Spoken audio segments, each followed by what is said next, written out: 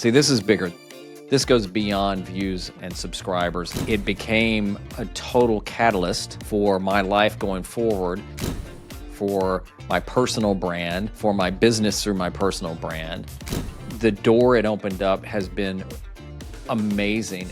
So if you've ever thought, I'm too old to figure out YouTube, well, my guest today is proof that's just not true. He started an entirely self-taught podcasting channel while he was in his 50s, and now he's sharing what almost no one else tells you about, launching a show over 40.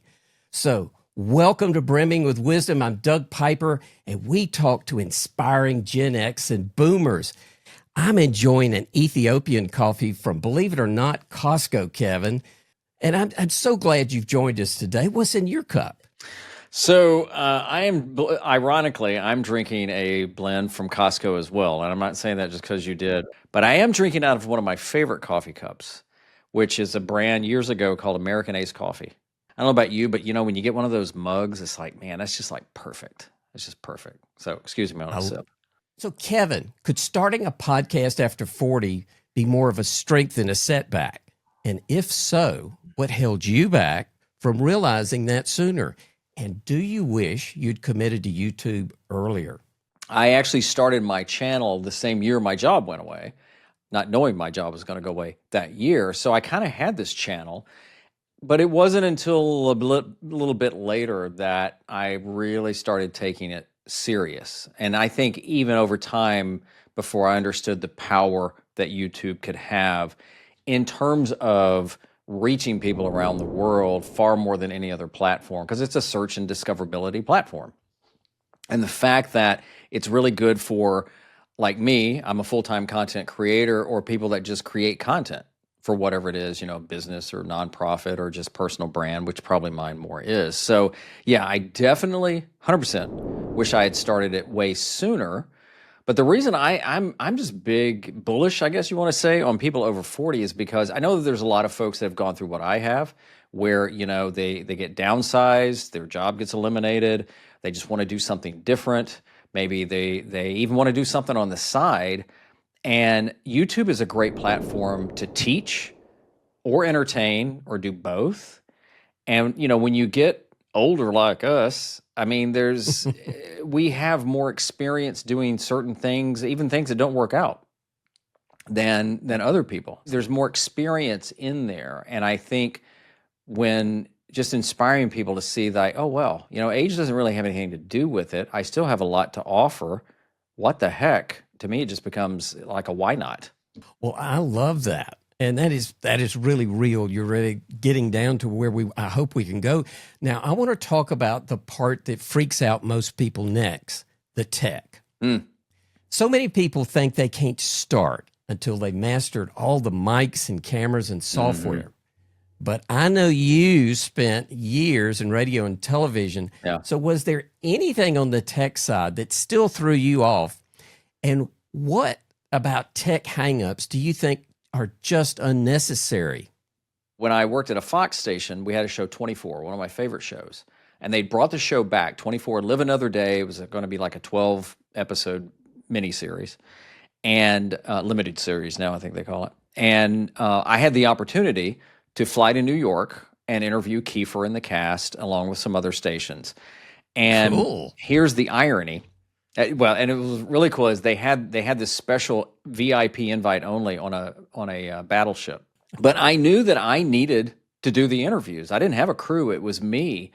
And I had never really shot anything, even on my iPhone. It was just silly stuff. And so I had to have one of my producers and my graphic artist give me a crash course on using, it was a Canon 60D, just figuring everything out. And so talk about, baptism by fire. I land in New York and I've got to be on location the next day with a camera that I barely know how to use, but I got it done. So it's kind of like, for me, part of it is I get it to a degree that it can be intimidating, but the thing is we can just make it so intimidating, period.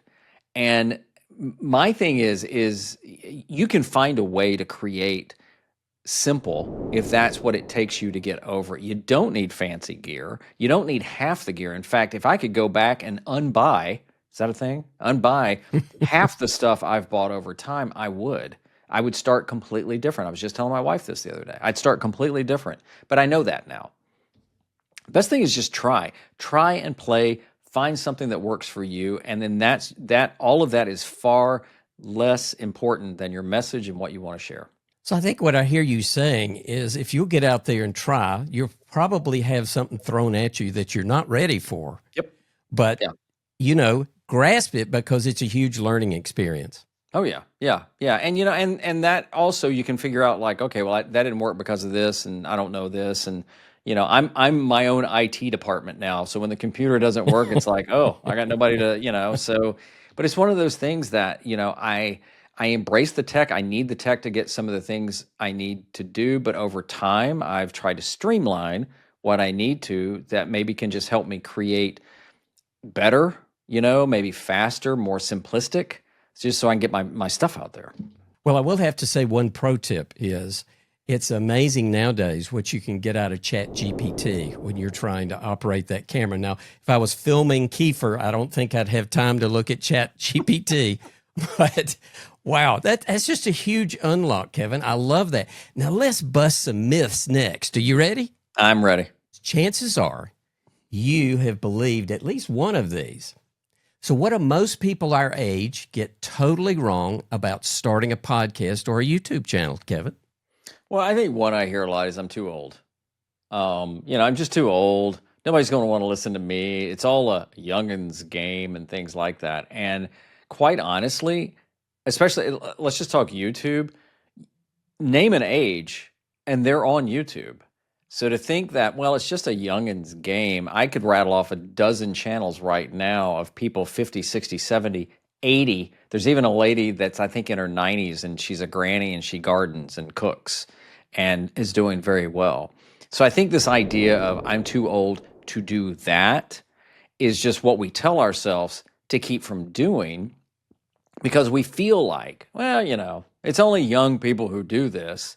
And I think another one is like, well, it's just, there's so many fill in the blank. I really like, photography, but there's so many photography channels out there. You're right. And there will be. I mean, think about Baskin Robbins. They didn't just go like, hey, we got one flavor. That's it. Chocolate. That's it. I hate vanilla. Just chocolate. How many burger joints are out there? So yes, you can go to YouTube and you can type in wildlife photography and you're going to get a lot of different channels and videos. But the thing that makes a lot of those different are the people behind it. You and I could do a video about the exact same thing, but it will be different because of our perspective and our experience and a lot of other things. So the thinking that, well, this is already so saturated. Yeah, there's a lot of things saturated. I mean, even it says in Ecclesiastes in the Bible, there's nothing new under the sun, which is true.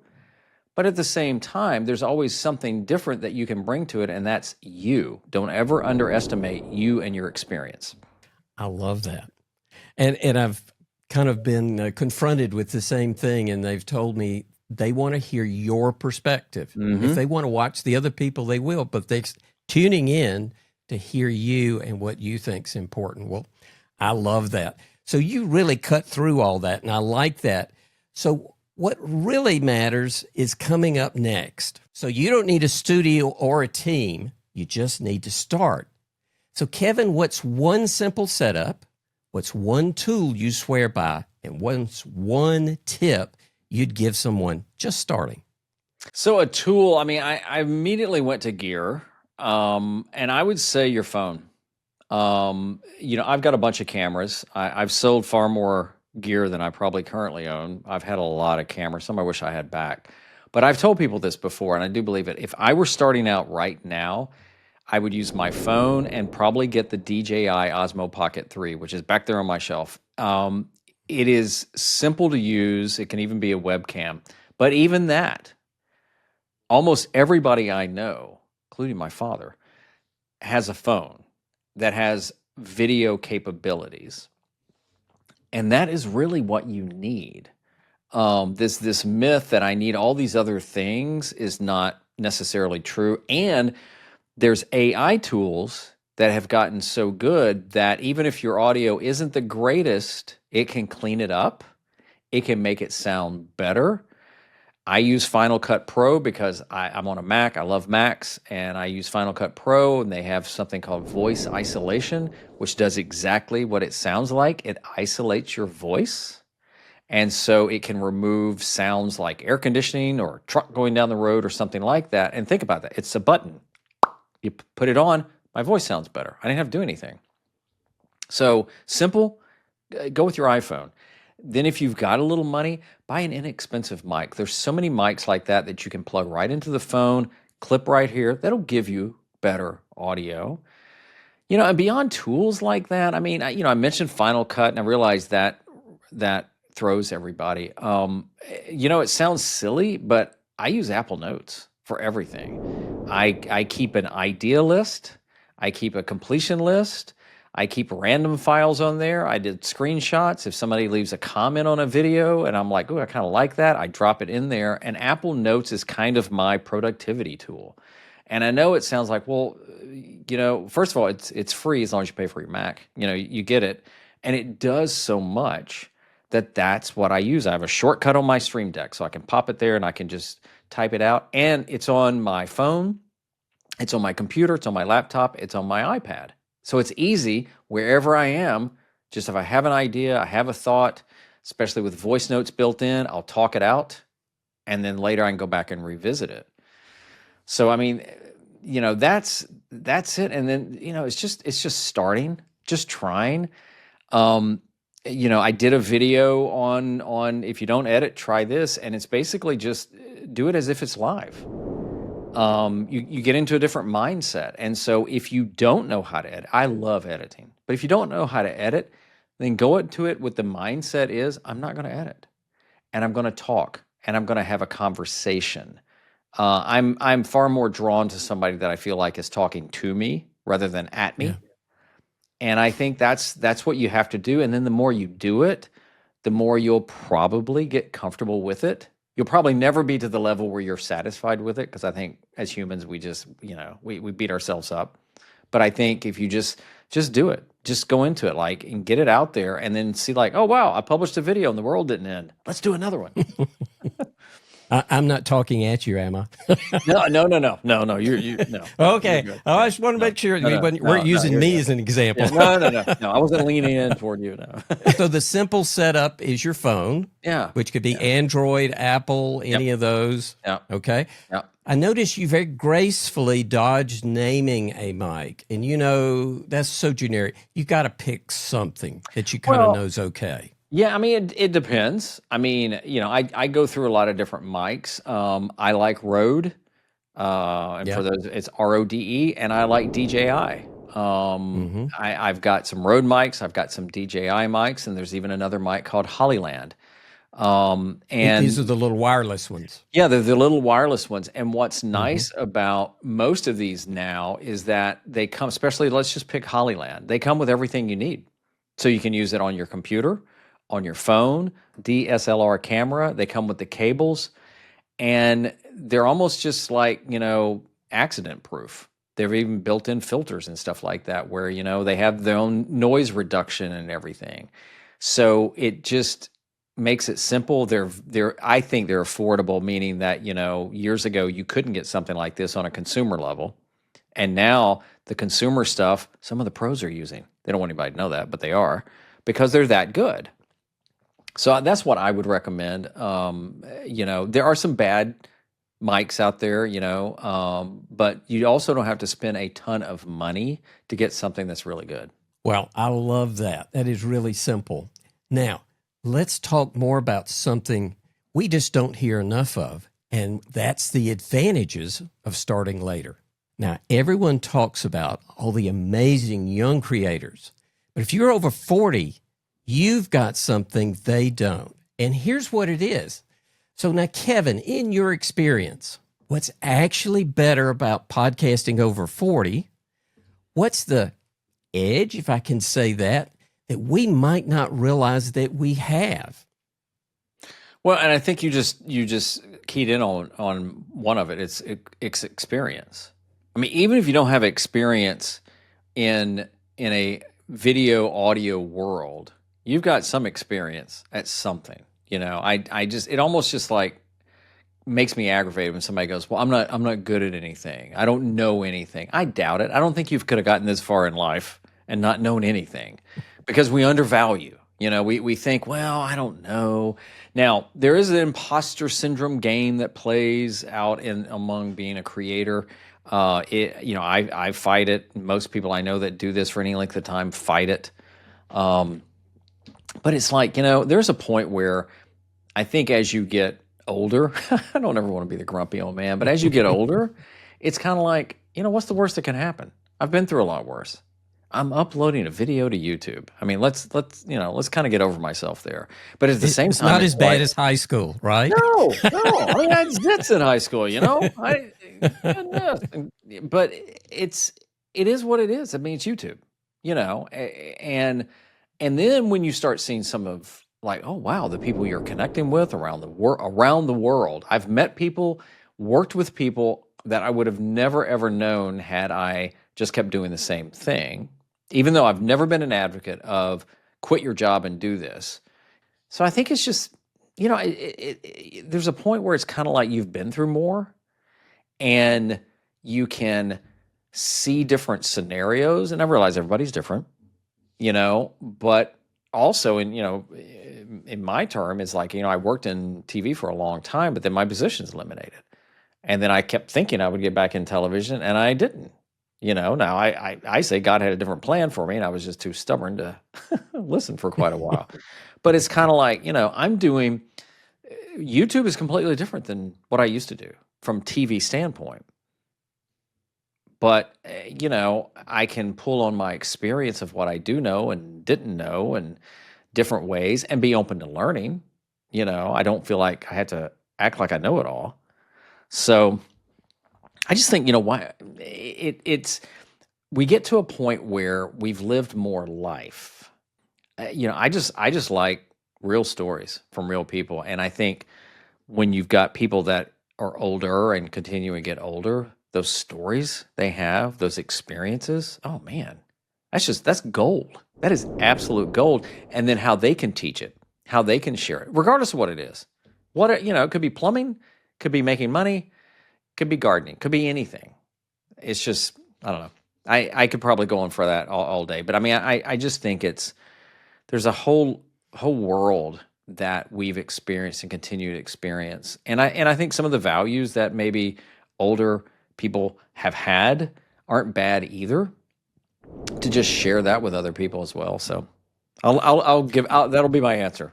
I'm sticking to that. That's my answer. Well, I like that, Definitely. but you've given me a jumping off point that I can't pass up. So are you more or less saying, in a way, that if you feel led to be on YouTube, you sort of owe it to the future for them to hear your stories? Yeah, I mean, I think so. I mean, I've had some friends say that they decided to do YouTube to almost have like a legacy.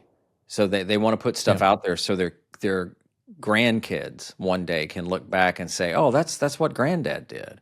Or, "Oh, Hmm. those are some stories and stuff like that." Because, in a way, YouTube is kind of like an archive platform if you think about it. So yeah, I mean, but then also, I mean, I believe everybody has gifts and everybody has something they can share if they want to. So if I can do it, doesn't mean I'm perfect at it, doesn't mean I'm always good at it, but if I can do it and I choose not to, then I'm kind of robbing somebody of sharing something that might help them, you know. I can't tell you since leaning into the over 40 how many people have left comments like, you know, I started a channel because of you.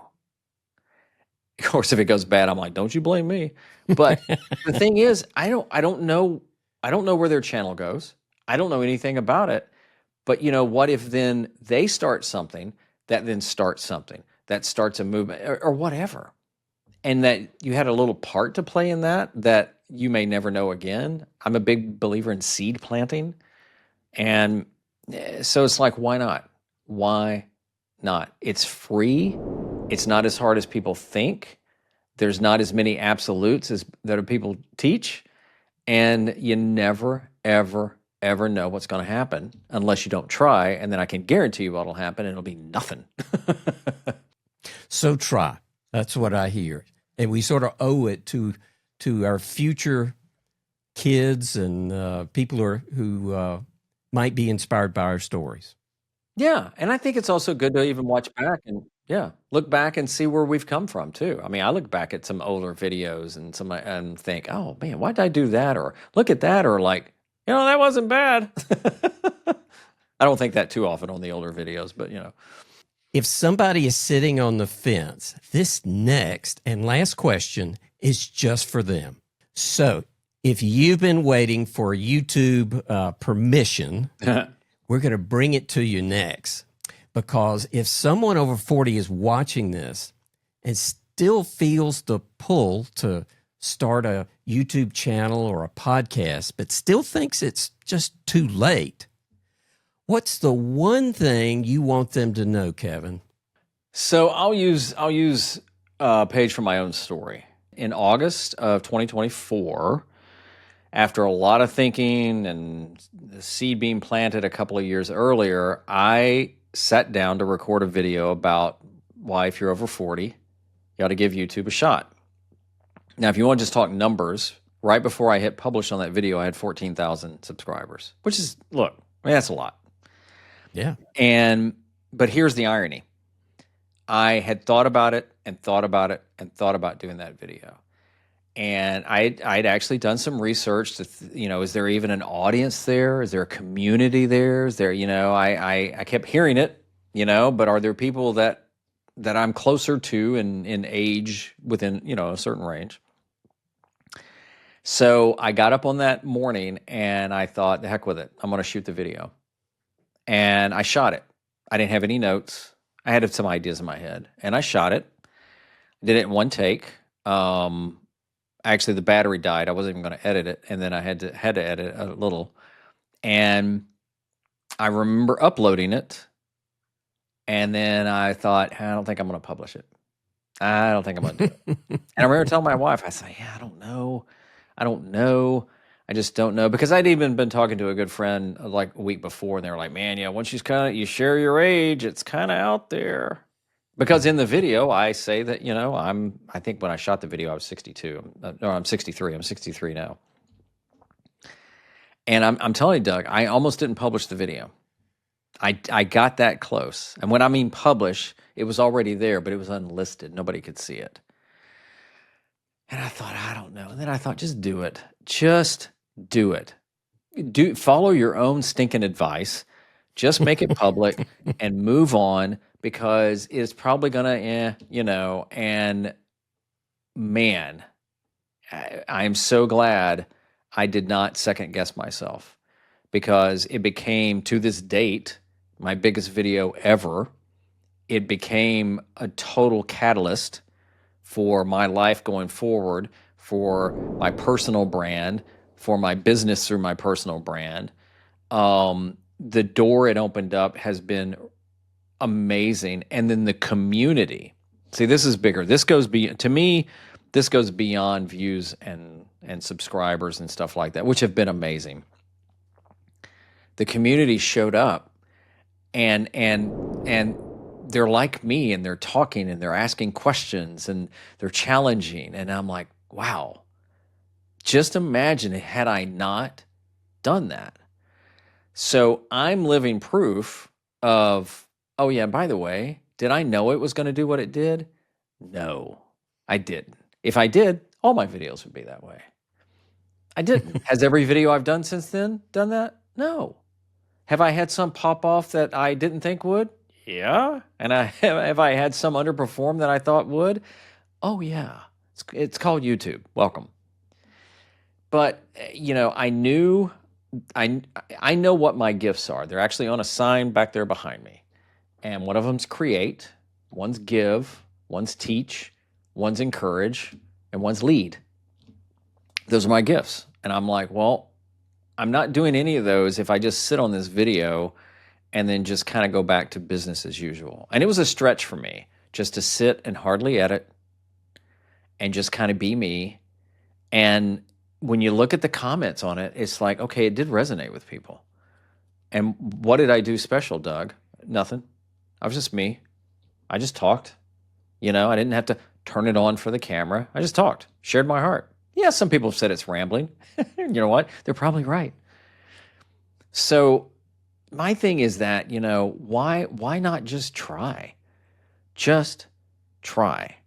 You don't have to be the biggest star. You don't have to be anything. You just try. Just absolutely just try, because you never know what's going to happen. And if I hadn't have pushed that, we probably wouldn't have been having this conversation right now. That's true. I mean, do you think it's the authenticity? I mean, when you're really reaching down that deep, I mean, you're really especially authentic. And do you think your audience was drawn to not only the minimalistic approach you took, but they felt like it was from your heart? I hope so. I mean, it was, but people are still discovering the video because that's the way YouTube works. And look, I mean, not everybody's going to like us. Sometimes I get tired of me. So, it's just the way it works. But I think, in looking at other videos out there, I saw things like where people were just like kind of stripping everything away and talking. And I've enjoyed that. I mean, it's how I approach doing interviews. I just like to feel like, we're just at a coffee shop talking. Yeah. And I think this is what I got from my late mom, where she could go talk to anybody. I mean, anybody. As a kid, I was like, Mom, please, come on, let's go to the car. And now I'm like, okay, what a great gift, right? And I think the best me I can show up with is just me. And, when you're over editing, you're taking everything out. I mean, everything. And yeah, I've published videos later and thought, oh, dang it, I forgot to say whatever, world's still spinning. So I would like to think it's the authenticity. I'm not an actor, I'm a me. And so yeah, I'd like to think that. I mean, I can't speak for what people see, but hopefully they just see me. Now, I'll be honest, there's videos I've done in the past where I did feel like I was turning it on more for the camera. And I look back at those now and cringe. It's just like, ugh. Was I being a character? Was I doing it because I've seen other people do it this way? Just be you. I'm so envy, in a Christian way, of people that I can watch their videos and it seems like, it's not even, it's just so easy for them, that it feels like you're just immediately connecting with them just because of the way they do it. And I'm like, wow, yeah, that's how I want to come across. And you're coming across with that authentic. Well, I appreciate that. Heartfelt inspiration. And I think that is great. Well, Kevin, thank you so much for taking this much time and sharing a coffee with me, even though we're having to do it remotely. Where can people find you and follow your journey? Because I know they're going to all want to see that video and others that you have. Well, I appreciate it. My website is kevinkolbe.com. I bought my name, so at least I remember what my name is. And on YouTube is at Kevin Kolbe, and that's really where I do my thing, both of those places. So, well, and to everyone that's watching, if this gave you clarity, or maybe courage, would you consider leaving a comment or even sharing this video with somebody who needs to hear it? And please share your thoughts for YouTube tips and things like that in the comments, because I want to hear what you think could help inspire you as an over 40s creator. And don't forget to hit that subscribe. And remember, you're not too late on YouTube. You're right on time.